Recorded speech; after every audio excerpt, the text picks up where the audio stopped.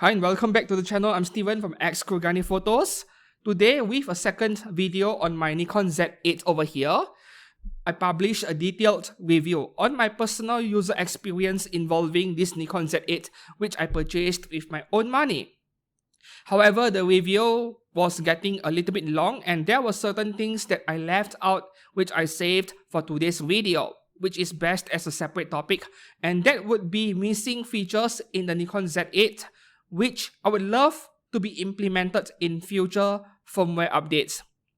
So that review was filmed with Firmware 2.0 on the Z8, which is no longer the latest one, and a new feature was added to the Z8 in Firmware 2.1, which was being released very recently, and I was very happy with that update because it introduced shutter angle for video. I've always wanted that. So that is one item crossed off from my wish list, but there are more. So here we go. We have three sections over here: photography, video, and menu or user interface. That is a small one. So firstly, for photography, there are three items over here. The first one would be better subject recognition and consistency in low light. I'm quite certain this is not hardware related. It is not like X-Speed 7 is not powerful enough, because the AF consistency I was referring to was the subject recognition part, where in low light, it can become less accurate. For example, focus on the right eye, but it is the left eye that is in focus, which means it is a little bit front or back focused, stuff like that.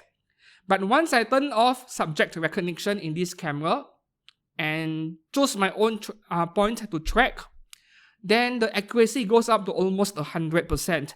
So I don't think hardware is the issue, but more of the algorithm which can be improved upon. The next thing, which is extremely important to me, but it is not a compulsory feature for photographers: zebra lines for photo.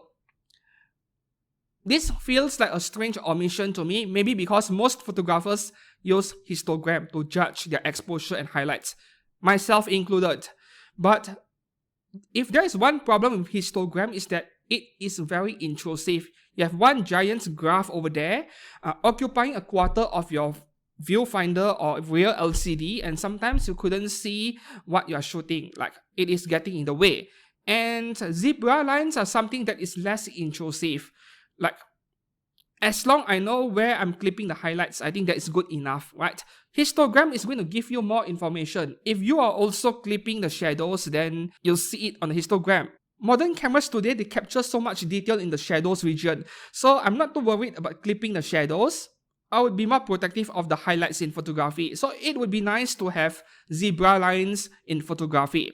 The next thing on the list would be pre-capture RAW, which is something I personally don't need or don't use because I don't really photograph wildlife or birds.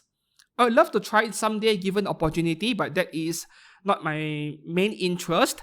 But for the sake of everyone else who wants this feature, I'm demanding Nikon to introduce RAW photos for pre-capture. It is just an update away. The camera is definitely capable of it. The one last photography feature I want added to my Nikon Z8 would be in-camera focus stacking. There is one camera brand that can do this, only one brand. I can't remember whether it was OM System or Panasonic, either one.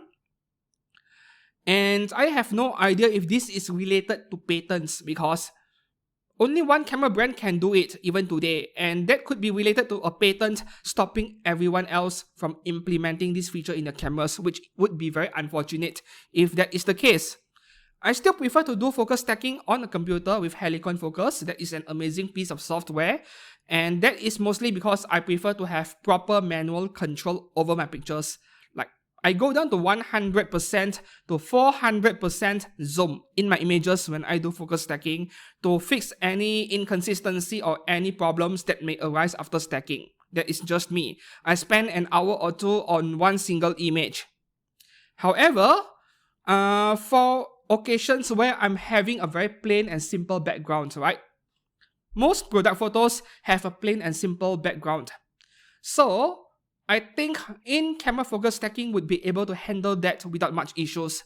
The reason why I do manual focus stacking on a computer is because the scenes, the dioramas I create are so complex that any automated software, they never get it right. So I need to intervene and do things manually. But for any scene, any photograph that involves a plain and simple background, I think in-camera stacking would be amazing. It would speed up my workflow.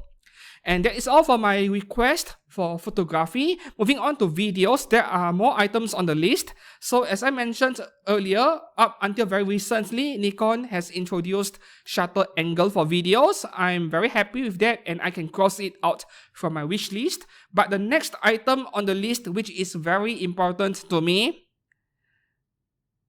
6K video. Okay, so here's the context.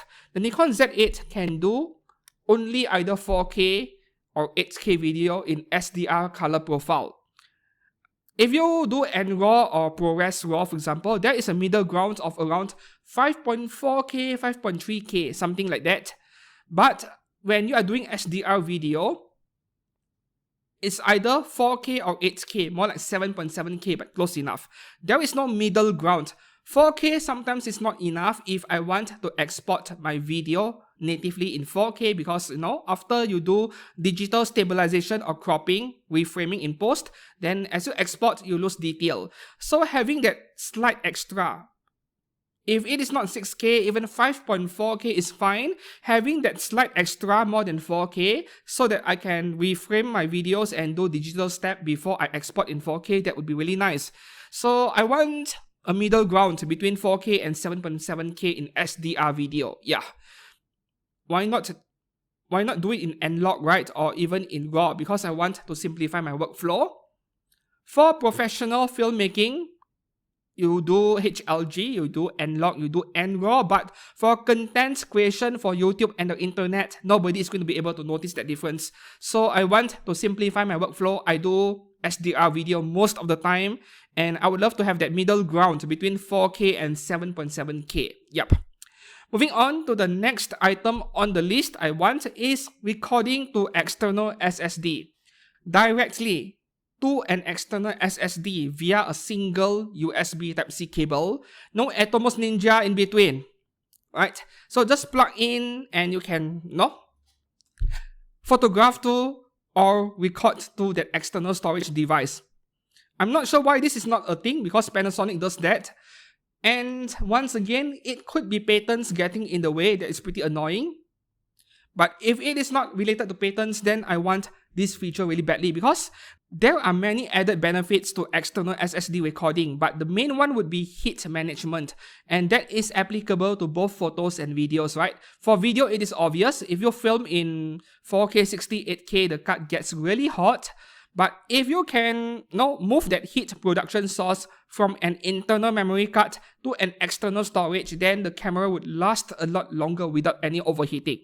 Lower heat levels is also beneficial to photographers, not just the video people. And this is quite apparent in long exposure photography. Astrophotography, shooting star trails, for example. If you have done it before, you should know that each photograph is around 30 to 60 seconds of exposure, and you will be bracketing hundreds, if not thousands of photographs, 60 seconds each with no break in between. So you can imagine how hot the camera gets, especially the sensor.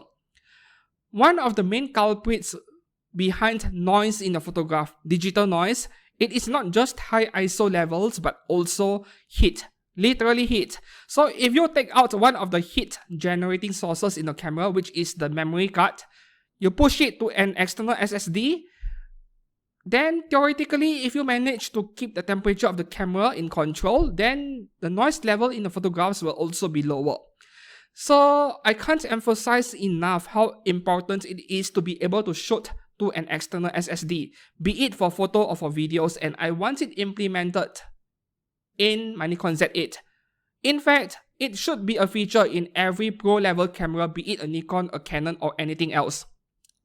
Moving on to the next item on my wish list, dual cut video recording. So I'm saying this for the sake of everyone again, for the professionals who want redundancy in case things go really wrong.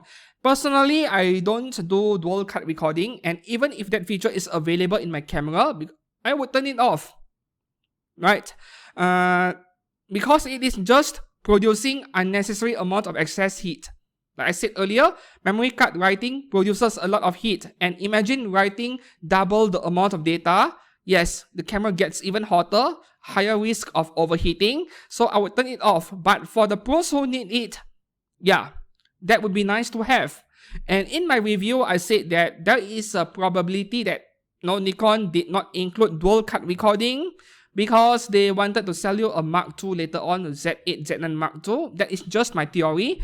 But the wiser thing to do would be to add this feature to the camera via a firmware update, because the competitors already have it. Canon R5 can do that, and I mean R5 Mark I. Though it was capped at 4K. No 8K to 2 memory cards, obviously, because of heat concerns.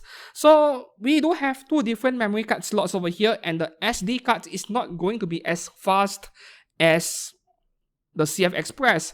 So even if Nikon includes dual card recording but places a limitation, for example, only 4K, no 8K, or no NRAW, for example, that is still fine. Like, give us dual card recording to a certain extent. I think if we can do analog 4K video to both cards, that would be more than good enough, like up to 4K 60. Yeah. Or maybe, 4K 60 oversampled is really hot. So you turn off extended oversampling for dual cut recording in 4K 60. That would be an option as well. The next item on my wish list over here, it is a feature that I don't really use as well because I don't do shorts content, not interested. Yes, open gate video recording. So the only reason why one would do open gate is to reframe a video later on. You don't have to be as precise with your composition. And for people who do vertical videos, yeah, you can crop and get more resolution to play with. So the Z8 has one of the fastest stacked sensors out there. Even the R5 Mark II sensor is a bit slower than the Z8. So there is no reason why a camera like Z8 couldn't do open gate video recording when cameras with way slower readout speeds like Panasonic's once again can do open gate. So it would be nice to add that feature to the Z8. Of course, the readout speed is going to take a hit. It will be slower, but very usable. So open gate please, Nikon.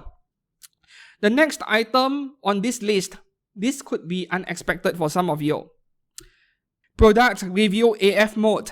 This is a feature which some Sony cameras have, where if you are holding an object, a small object right in front of you, then the camera will stop focusing on your face and default to focusing on the object in front of your face. Anything that is closest to the camera in physical distance. Now Nikon has added this exact feature in the entry-level Z50 Mark II. So can we have this feature in every other higher-end models, please? Yeah, it is not fun when you see a $900 camera having this feature but not a $3,500 camera. And me being a product reviewer, obviously I want that feature. Even if my screen does not flip to the front, it is still useful when I am doing B-roll videos with me myself behind the camera. The last video feature over here, I'm not sure if this is unreasonable. I'm not sure if there are any hardware limitations preventing this from being doable, but once again, Panasonic has already done it, and that would be baking your custom LUTs into the video footage. You can do this in photography, by the way. In stills mode in photos, you can upload your own custom presets and then apply it to your JPEG images, JPEG only. In video, it would be really nice to be able to get the LUT that I downloaded from the internet, or even the ones Nikon provided, the RAID custom LUTs. The cube file which you use in your video editing software, and you even put it in your external monitors because you want to visualize what your videos look like after color grading. It would be nice to be able to do that in camera itself via the memory card, or even permanently bake that LUT onto the SDR profile video you are filming. So that people like me, I'm not a professional, I don't have to go through the trouble of color grading in software later. I can get a cinematic video in a way straight out of camera, and the only thing I need to do later on is to adjust exposure and shadows a bit. So this would really simplify my workflow, because for us content creators, the most precious thing ever is time. And if I could save time by simplifying my workflow, I'm all for it. just give us that option, yeah, to be able to bake a light into my videos in camera itself, not just for photos but also with videos. And that would be my wish list for the video section. Lastly, the menu and user interface, a very small request over here. The ability to select multiple images for mass deletion. So this is basically like what people do on a smartphone. Like, it is annoying when I burst fire 20, 30 photographs, and all of them are the photographs that I don't need, I don't want anymore, but I need to delete them one by one, That is incredibly frustrating. Would be nice if I can take multiple files, or at least the same group of photographs, right? The same burst, the same 20 or 30 shots. I could select all of them in one go and mass delete them. That would be amazing. Yeah. Also, the ability to filter what I see in my playback based on photos only or videos only or one single memory card slot only. That would be nice as well. It would make life a lot easier. So these are the two small requests I have for the user interface part. And that concludes my personal wish list on things missing from the Z8 that I want implemented in a firmware update. How many will Nikon do? I'm not sure, right? Your guess is as good as mine. So what are the things you want in your camera but it is not present, it is absent in your camera? I would love to hear, about your camera gear. Drop them in the comments below. And until then, if you found this video enlightening maybe, give this video a like and subscribe to this channel for more camera gear content. Until then, I'll see you guys again soon. Thanks for watching and goodbye.